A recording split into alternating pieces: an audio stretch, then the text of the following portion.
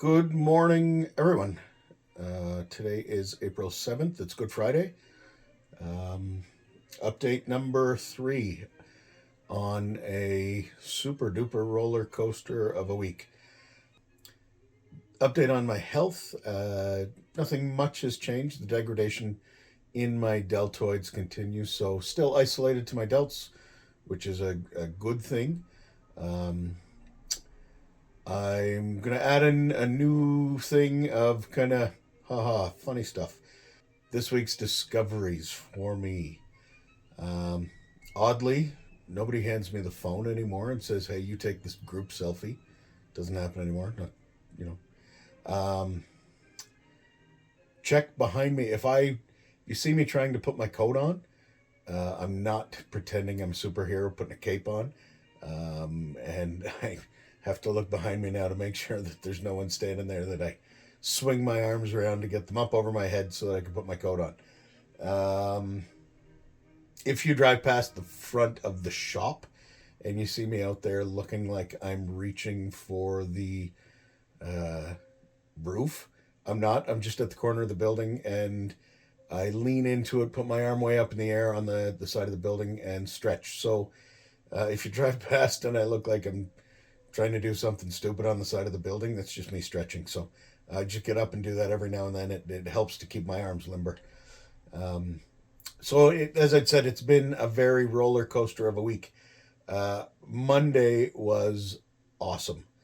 Um, I got up, I went to the Gretzky Center, and I got myself in the pool. And when I get in the water and gravity doesn't have control of what's going on, my arms are. I'm swimming. I can get my arms up. I've still got the use of all the other muscles in my arms. Um, and the swimming was great. I with those little foam dumbbells, I felt like I was about 90 years old going over and grabbing those dumbbells out of the basket. But the stuff that I can do with them, I hold them out in like an iron cross and bring them down to my sides. I bring them down at the front, so I'm using them to work the other muscles in my arms that have also begun to atrophy, but not because they're being attacked. It's because they haven't been used. So it was very, very awesome on Monday, getting in the pool and the swim. I went back on Wednesday. I've got a membership now, and I'm going to start to go very often. I went a couple of times this week. We had some other things, and I did work myself a little bit too hard, where I ended up with this really good pain in my arms from using them. But at the same time, I did overtire myself with a bit. So I've got to not jump right into it, or jump right into it, but not overdo it. So, but that's really good because I noticed the difference in a very important thing when I was lifting a pint glass to my mouth. It's easier when I've got some muscle strength back in my arm. So that's good. Um, Tuesday, we had our first appointment with the ALS clinic at Mac. I left there a bit deflated.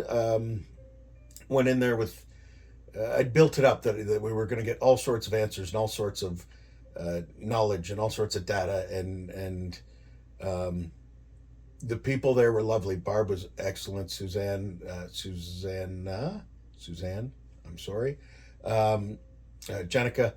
Uh, they were all awesome to deal with, but I felt like I didn't know what I wanted or what I expected, but I walked out feeling like I didn't get it. So we were deflated. I was deflated.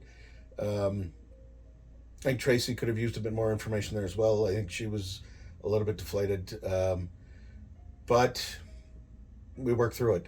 Then on Thursday we had our meeting with Melissa from ALS Canada, which picked it right back up. It was the second hill on the roller coaster. It was awesome. Um, Melissa had all sorts of information, very insightful, um, and made us re-look at how Tuesday had gone. In the interlude between our appointment at Mac and our appointment with Melissa, they had been in contact with each other. There was more going on in the background that we didn't see, didn't know about. So that was very encouraging as well. We've got some more resources some more information. So there's stuff to learn there, and we're down the right path.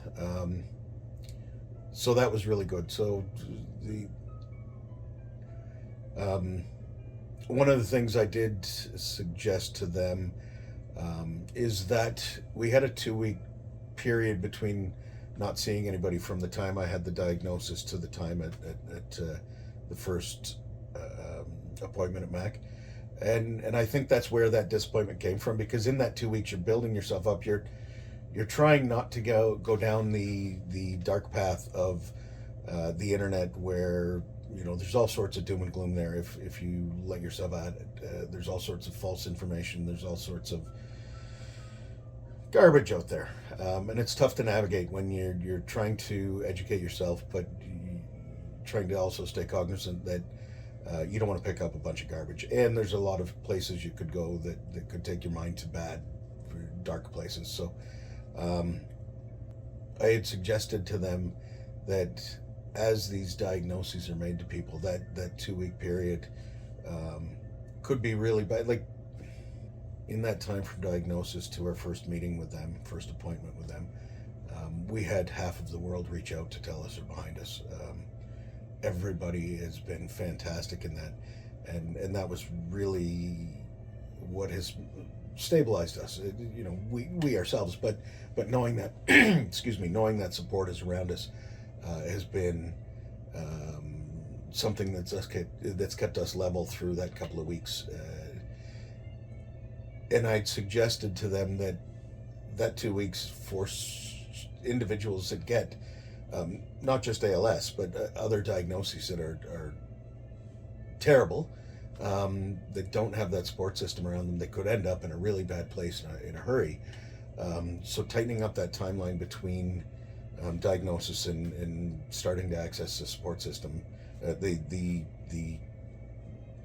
medical community support system, it could be tightened up, and I think that would be very useful. So if perchance you end up with somebody that you know, or you yourself is given a diagnosis of anything that is life-altering, don't sit back and wait for it. If you start to go down a dark path, reach out to that medical system, whether it's your GP, the specialist that you're going to be seeing.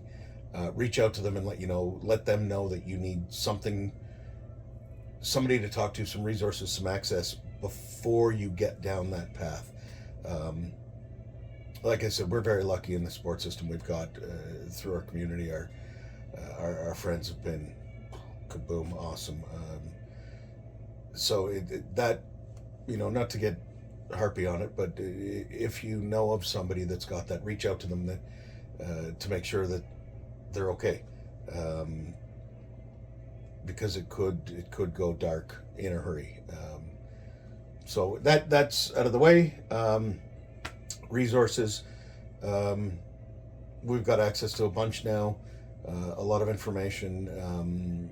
Not just as we talked to Melissa with ALS Canada, she reinforced that this is a family disease, or they call it a family disease because, yeah, it's me that's got the diagnosis, but it impacts all of us.